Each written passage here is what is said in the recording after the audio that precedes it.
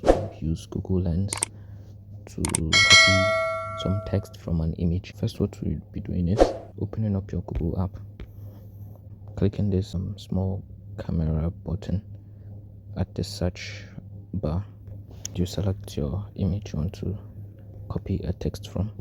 Down below you'll be seeing some translate, text, search, homework, shopping. You go to the text section, and what you'll be doing is it has already recognized all the text on the picture, so you just long press where you want to select the text. You can see it's already selected. I long pressed on the Swiss gear, and I can even drag it to copy everything, and I can select every single text on the screen. This is how I just copy, and I can paste it anywhere. Swiss gear. That's how you can use Google Lens to pick up some text from a picture.